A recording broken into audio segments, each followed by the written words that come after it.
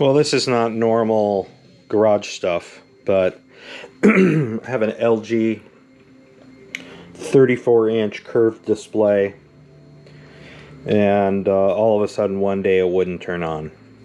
This is common, apparently.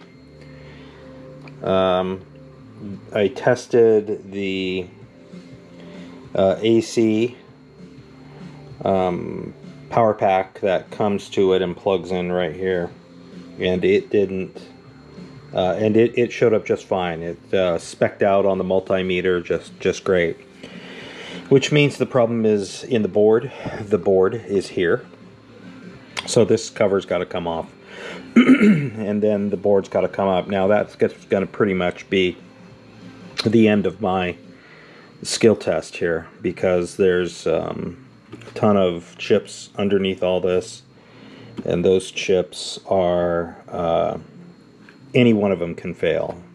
The EEPROM can fail, and there's other chips that can fail that will short out and not fire up the LG. This is a common problem with these LGs, all of them. So we're going to see. I'm going to get this out and I'll show you what it looks like, and then I'm probably going to send it off to have it inspected. These are expensive monitors. The only reason why I would do this is because it's an expensive monitor. Go look at them. They're well over $1,000. However, these boards are pieces of crap, and the only way you can really save an otherwise good monitor is either changing a chip or changing out the motherboard, which I don't even know if there's parts for. So anyway, that's what we're going to do now. Unexpected. What can you do? Hang loose. Once you get the cables hooked in, they're right under here. There's these two tabs here, plastic tabs that are your guides. Just lock it down on that, and then 1, 2, 3, 4 screws. That's all it is. 2, 3, 4, right there on the side. And you can put in your little cables, and mine are in a row, so I know how they go in. You couldn't put them in wrong anyway because the sizes are all different. I just wanted to show you how easy it is for this backing to go on. You just set it on here, and then you just snap it in.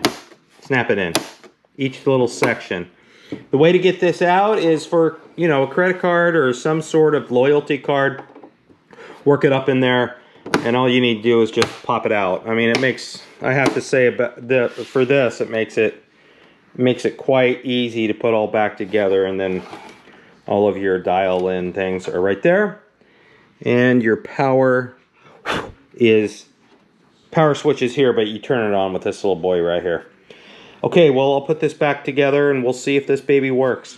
Okay, she works. I just thought I'd throw some things up here for you that so you could see that it does indeed work. There's a couple of things about the LG here and the service that I got to repair it.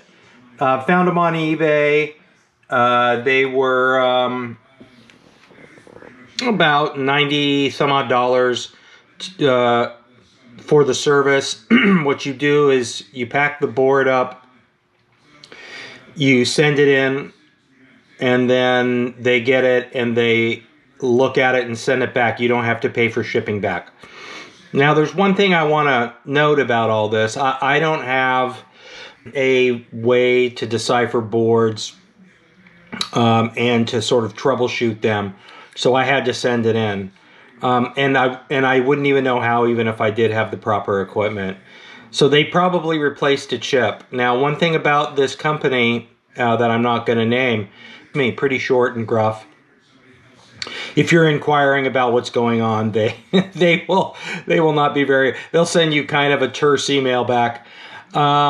But I can say they did a good job. But another thing, if you're going to ask them what was it that was wrong, they explicitly state they're not going to tell you what they fixed because they don't want you stealing it and figuring things out for yourself. Their prerogative. I didn't know that, sending it in. So just be aware out there that there are places. that even if they do a good job, and they did a good job on this, this saved, you know, this is a $1,300 monitor for 90 bucks. You know, they definitely did. They brought it back to life, so I can't fault them on that. But if you want to know what's going on, you know, and what they repaired, good luck. They ain't gonna do it. So anyway, for what it's worth, I really didn't do much on this except disassemble it and put it back together again. But just to let you know, on the LG 34-inch widescreen monitors, the boards frequently fail, and they can fail for many reasons. It could be any chip on that board. The board is usually the reason they fail. And so you can repair these things and get them back up and running, and you don't have to junk it, which of course we support here at the American Savage Garage. Hang loose, everybody. Have a good one.